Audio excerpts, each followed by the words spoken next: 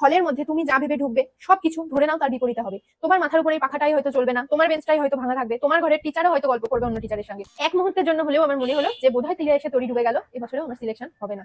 তখন আমি কি করবো বুঝতে পারছি না, ঘড়িতে 4:25 বাজতে যাবে। হ্যালো এভরিওয়ান, আমি প্রিয়দর্শিনী চ্যাটার্জি, আরজিকর মেডিকেল কলেজে 3rd year MBBS student and welcome back to my channel. NEET 2025 নিয়ে ফাইনালি আমি এত দিন ধরে এত ভিডিও বানিয়েছি। নিট 2025 এমন ছিল যে এই পরীক্ষাটার জন্য আমি গত বছরের প্রথম থেকে, যখন থেকে আগের বছর নিট হয়েছে, পুরোপুরি তোমাদের সবার সাথে যতটা সম্ভব আমার তরফ থেকে তো আমি বেস্ট দিয়েছি। তো এই যে একটা লম্বা 1 বছরের জার্নি ছিল, আমারও খুব নস্টালজিক লাগছে যে একটু যদি সবকিছু পজ করে, পরীক্ষার চিন্তা সমস্ত কিছু ছেড়ে একটা বছর একবার চোখ বন্ধ করে 5 মিনিট যদি ভেবে দেখো, যখন তোমাদের আগের বছর মে মাসে পরীক্ষা হয়েছিল, তারপর থেকে একটা বছর যে তোমাদেরও এক জীবনে কেটে গেছে, আমারও কেটেছে, এক জায়গা থেকে আরেক জায়গায় আমরা লাইফে এগিয়েছি, যেভাবে হোক, হতে পারে সেটা ড্রপ ইয়ার ছিল অথবা যা খুশি, তবু আমরা জীবনের অনেকটা সময় এগিয়ে এসেছি। আগের বছর হয়তো তোমরা যেভাবে সবকিছু ভাবতে, এই বছর সেইভাবে ভাবো না, যে কোনো ভাবে হোক অনেকটা গ্রোথ আমাদের সবার মধ্যে হয়েছে। আর এই যে এখন এক্সামের আগে লাস্ট 2-3 দিন বাকি রয়েছে, এই সময়তে যে একটা এনার্জি তোমরা সবাই ফিল করছো, আর তোমাদের সাথে আমিও ফিল করছি। আমি একটা টেলিগ্রাম লিংক দিয়েছিলাম যেখানে আমার সাথে পার্সোনালি সবাইকে আমি যোগাযোগ করতে বলেছিলাম যদি কোনো দরকার পড়ে। আমি এত বেশি মেসেজ পেয়েছিলাম তোমাদের সবার থেকে যে আমার একার পক্ষে রিপ্লাই করা খুব কঠিন হয়ে গিয়েছিল, কিন্তু তাও আমি নিজের মন থেকে এটা করি, আমার খুব ভালো লাগে করতে। আমি সমস্ত মেসেজে রিপ্লাই করার চেষ্টা করেছি এবং আরো করব ভবিষ্যতেও, সেটা পরের কথা। বাট এই ভিডিওটা শুধুমাত্র একটু বললাম, তার কারণ এরপরে নিটের আগে অন্তত আর এইভাবে বসে তো কথা বলার সুযোগ পাবো না, কারণ শেষ 2 দিন তোমাদের জন্য খুব ইম্পর্টেন্ট। শুধুমাত্র তোমরা পড়বে, আর এই শেষ 2 দিন তোমরা কি করবে সেটা আমি লাস্ট ভিডিওটাই বলে দিয়েছি। একবার রিপিট করে দিচ্ছি, পরীক্ষার হলে ঢোকার আগে শেষ 2 দিনের মধ্যে, 2 দিন না হোক অন্তত শেষ দিনে পুরো ফিজিক্স কেমিস্ট্রি একবার পাতা উল্টে উল্টে দেখবে। অনেকেই বলবে যে পড়তে হবে না, আজকের দিনটা চিল। আমার মনে হয় সেটা না, আমি নিজে সেটা করিনি, আমি উপকার পেয়েছিলাম বলে বলেছি। কারোর যদি মনে হয় তোমার মেথড তুমি অ্যাপ্লাই করতেই পারো, বাট আমার মনে হয়েছে যে এটা করলে তোমার পুরোটা একবার খুব তাড়াতাড়ি স্ক্যান হয়ে যাবে, পুরো সিলেবাসটা তোমার মাথায় থাকবে। যদি একদিনে 3টে সাবজেক্ট না করতে পারো, ফিজিক্স কেমিস্ট্রি করে নাও, আমার মতোই যাওয়ার সময় বায়োলজিটা সেদিন সকাল থেকে পড়বে, আর 12টার সময় তো হলে ঢুকেই যাবে, ওটা নিয়ে তো কোনো চাপ নেই। তার আগে একবার পাতা উল্টালে হয়ে যাবে। তোমার মেমোরিটা না এই সময় হাইপার অ্যাক্টিভ আছে, তুমি এই সময় যা পড়বে তোমার টাইম মনে থাকবে, প্রতিটা পাতা উল্টাবে, প্রতিটা পাতার যে ইমেজ তোমাদের মেমোরিতে স্ক্যান হয়ে থাকবে। হলে গিয়ে খুব ভালোভাবে, আরো বেশি ভালোভাবে সেটা মনে পড়বে। একদিনের ওই রিভিশনটাই তোমার অনেক নাম্বার বাড়বে, এটা আমি গ্যারেন্টি দিয়ে বললাম। এবার এখন বলবো পরীক্ষার হলের স্ট্র্যাটেজি, অর্থাৎ 4 মে তুমি কি কি করবে। আগের দিনেরটা তো মোটামুটি বললাম যে এইভাবে রিভিশন করবে। একবার শেষ ভিডিওটা প্লিজ দেখে নিও। আর সেদিন অন্তত সন্ধ্যের পর থেকে আর মোবাইল ফোন নেবে না। 8টা বেজে গেলে মোবাইল বন্ধ, ঘুম আসুক না আসুক 10টা-11টার মধ্যে ঘুমিয়ে পড়তে চেষ্টা করবে। ঘুম না আসলেও মোবাইল নেবে না, কারোর সাথে কথা বলবে না, লাইট অফ করে শুয়ে থাকবে। ঘুমটা কিন্তু প্রচন্ড ইম্পর্টেন্ট পরের দিনের জন্য। যদি জেগে থাকো সারা রাত, ঘুম আসছে না, 3টে-4টে বেজে যাচ্ছে, এইরকম সিচুয়েশন হলে পরের দিন কিন্তু প্রবলেম হতে পারে। আবার ঘুম আসছে না কেন এটা ভেবেও আমাদের অনেক সময়তে অ্যাংজাইটি হয় যে ঘুম তো আসছে না, শুয়ে আছি, এই করতে করতে 3টে বেজে যায়। এইরকম যেন একদম না হয়। একদম ঘুম না এলেও ঠিক আছে, এগুলো নিয়ে ভাববেই না। ওই সময়টুকু অন্তত 11টা অব্দি ভাবলে, 10টা পর্যন্ত ভাবলে, তারপরে ওই ব্যাপারটা ভুলে যাও।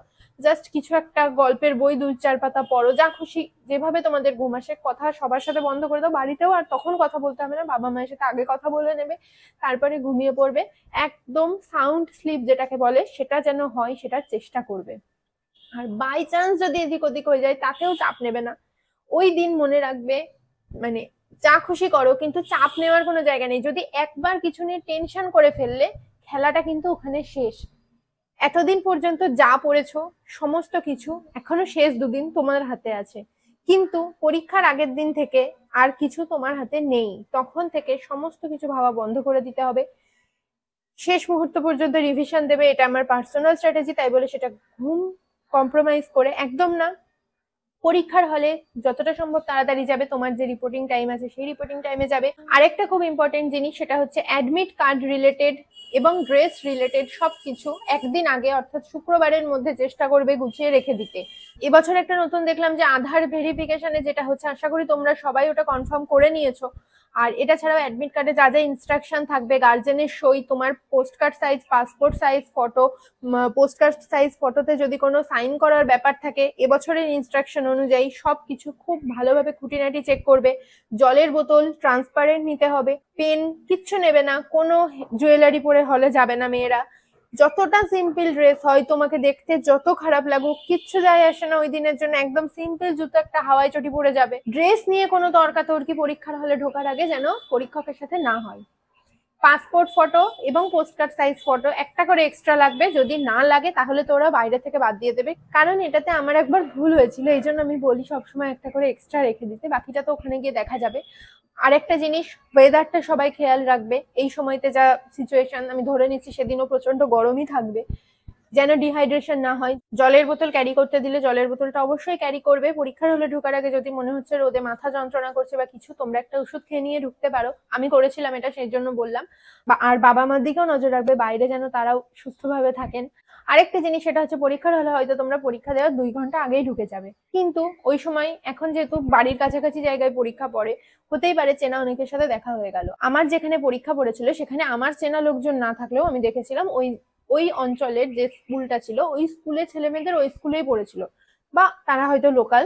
তার ফলে আমি দেখেছিলাম তারা সবাই পরীক্ষার হলটাকে সিরিয়াস একটা কোনো অ্যাটমসফিয়ারই ক্রিয়েট করছিল না। নিটের দিন তারা এত বিভৎসভাবে কথা বলছিল যে আমার প্রচন্ড অসুবিধা হচ্ছিল পরীক্ষা শুরু হওয়ার আগে।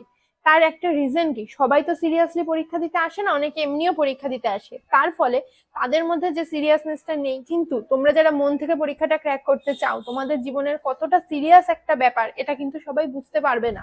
পরীক্ষার দিন চেনা কারোর সাথে দেখা হলেও খুব বেশি কথা বলার কোনো দরকার নেই, কারণ এরপরে কি হবে, কোন কথা থেকে সে হয়তো কি পড়ে এসেছে, তুমি কি পড়ে আসোনি, এই সমস্ত কথা ক্রিয়েট হয়ে যাবে, তার ফলে তোমার মধ্যে একটা অন্যরকম নেগেটিভিটি সৃষ্টি হবে।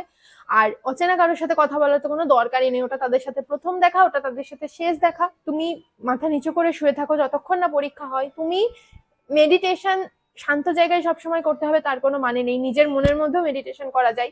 চুপ করে তোমার কথা ভাবো, তোমার জার্নিটা ভাবো, তুমি কিভাবে কোথা থেকে কোথায় এসেছো, আজকে যে পরীক্ষার হলে বসে আছো, এই সম্পূর্ণটা তুমি তোমার চারপাশে একটা জগৎ তৈরি করে নাও। কে কি করছে, কে তোমাকে নিয়ে কি ভাবছে, ভাবার কোনো কারণ নেই। হলের মধ্যে তুমি যা ভেবে ঢুকবে সবকিছু ধরে নাও তার বিপরীতে হবে। তোমার মাথার উপরে এই পাখাটাই হয়তো চলবে না, তোমার বেঞ্চটাই হয়তো ভাঙা থাকবে, তোমার ঘরের টিচারও হয়তো গল্প করবে অন্য টিচারের সঙ্গে। এই সব কিছু অ্যাডভার্স যে সিচুয়েশন, সব থেকে খারাপ যে সিচুয়েশন হতে পারে, সেইটা ভেবে তুমি প্রিপারেশন নাও। মনে রাখবে, hope for the best but prepare for the worst. সমস্ত ওর্স্ট সিচুয়েশন তোমার সাথে হলে হতে পারে, তা সত্ত্বেও সবকিছু মিলিয়ে তোমাকে পরীক্ষাটা ক্র্যাক করতে হবে, সবকিছু ওভারকাম করতে হবে। পরীক্ষার হলে আমরা যারা নিট দিই তারা মোটামুটি এটা স্থির করে নিয়ে ঢুকে, আমরা প্রথমে বায়োলজি করি, তারপরে কেমিস্ট্রি করি, তারপরে ফিজিক্স করি। বায়োলজি আমরা 40 থেকে 45 মিনিটের মধ্যে ম্যাক্সিমাম শেষ করতে চেষ্টা করি, আমিও তাই করতাম। তারপরে হয়তো 8 ঘন্টা 40 মিনিট মতন কেমিস্ট্রি করতাম, প্রায় 1.5 ঘন্টা আমরা ফিজিক্সে দিয়ে দিতাম। কিন্তু আমাদের সময়তে কি হয়েছিল, বায়োলজিটা প্রচন্ড লেন্দি চলে এসেছিল। থ্যাঙ্কফুলি আমি ওটা বসে অ্যানালাইসিস করিনি, অনেকেই করে যেটা, আমি করিনি, যে পেপার কেমন এসেছে এবং কি, আমি অন্ধের মতন পেপারটা করতে শুরু করে দিয়েছিলাম। এবং করতে করতে আমি দেখছি যে কেন আমার একটু বেশি টাইম লাগছে। এবং আমাদের সময় ওই 2022 থেকেই প্রথম statement based, asserts reason based question আসা শুরু হলো। এত স্টেটমেন্ট বেসড এসছে যে আমি সলভ করতে করতে এটাও বুঝতে পারছি না যে এবছর ওয়ান লাইনার কোশ্চেন গুলো আসেনি, সব কোশ্চেন গুলো বড় বড় এসছে, তাও বায়োলজিতে।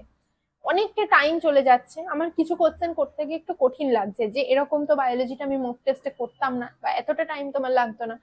আমি দেখছি কোশ্চেনটা ফুরাচ্ছে না, আমার মনে হচ্ছে ধীরে ধীরে যে আমার পরীক্ষাটা বোধহয় খারাপ হচ্ছে, এরকম একটা মনে হওয়া শুরু হয়েছে।